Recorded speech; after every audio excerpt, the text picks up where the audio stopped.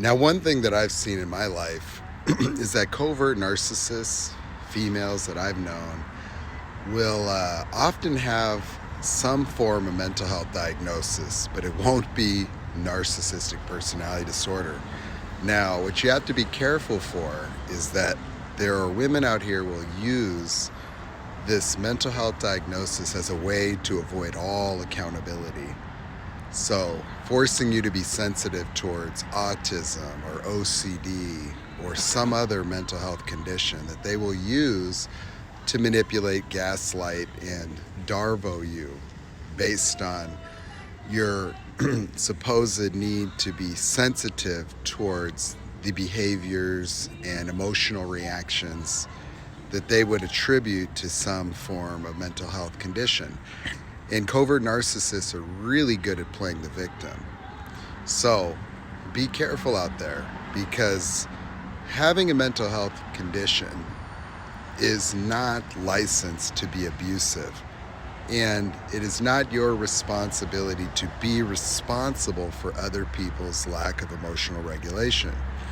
Of course, you want to be sensitive to and understanding of, people's sensitivities and challenges. However, you have to start to really look at whether or not this person is healthy for you.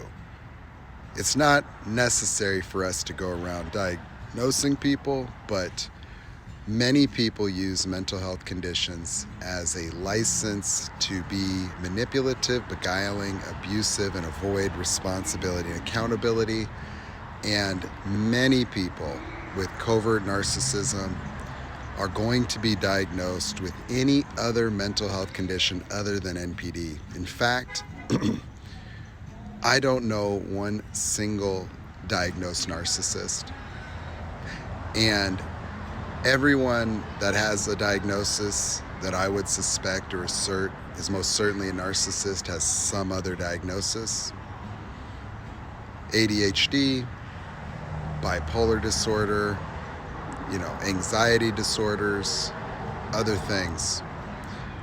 In fact, when you hear people say things like only a therapist can diagnose or something like that, well, sure, and that's why it's not important we diagnose people. What's important is that you look at the behaviors of people.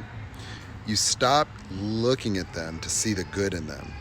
Everybody can be happy. Everybody can smile from time to time. Seeing the good in other people is one of the biggest mind traps that you could ever experience. Analyzing them to explain the bad or justifying their mistreatment of you on the premise that they have a mental health condition. Nope. You don't have to accommodate somebody's mental health this way.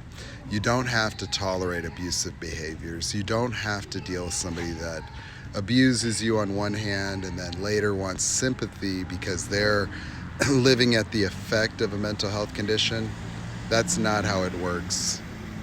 So if you have someone in your life that claims to have some sort of mental health condition and they're always reacting, they're always mistreating you, and then later is playing the victim to their own mental health condition, meaning that they're demanding sympathy and pity, or they're crying, or their apology includes victimization of themselves, like they're being afflicted by something beyond their control. Well, I'm going to say that there are a lot of covert narcissists that will use other terms to conceal their true nature. I can tell you that a lot of people that tell me, oh, I'm neurodivergent, I've met people that I believe, maybe autistic or have ADHD, but I would say the majority of women that have contacted me and claim to be neurodivergent, covert narcissists, and they will show themselves pretty quick because they are an entitled demand to be able to act out with no accountability because, of course, they can't help it. they can't understand everything. And so there's even people that claim autism that are covert narcissists. And covert narcissists, because of the emotional impermanence, often have challenges understanding the feelings of other people. And so there's plenty of people that I think that self-diagnose themselves as autistic, but they are in fact narcissists. And I'm not saying that's the majority of those people, but I'm just saying that somebody's claimed mental health challenges is not a license to be abusive, nor is it something that entitles them to love or special treatment or acceptance. That if you want to date somebody with a mental health condition, it needs to be something you both are responsible and accountable for managing. But, if somebody's behavior isn't working for you, if they're being abusive towards you, it isn't your problem. You don't have to sacrifice for these people. You don't have to hold on. You don't need to feel guilty ending the relationship. Somebody's mental health challenges is their responsibility, no matter how you cut it. You are not there to compensate for, help people overcome, try to fix, change, or heal anybody. And love doesn't heal anything, so we don't need to pretend anymore. So just look out for people that will claim mental health conditions as a license to behave in any manner in which they please, skirt responsibility and accountability, or react harshly, and abruptly. So that's really what it comes down to, is that beware of false accountability through self-victimization. Okay, so real accountability is rational discussions.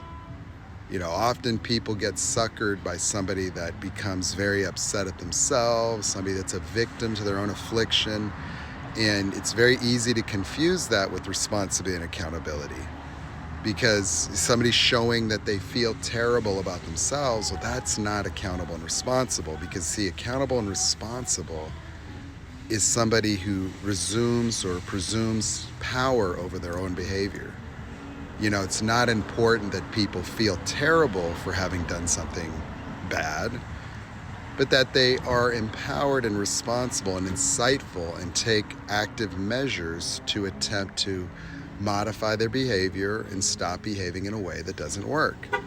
People that act like a victim to themselves and act afflicted and then become, a walking pity party are actually avoiding responsibility. It looks responsible, but that's an illusion. Covert narcissists will be a victim to you, and then reconciliation will be them being a victim to themselves.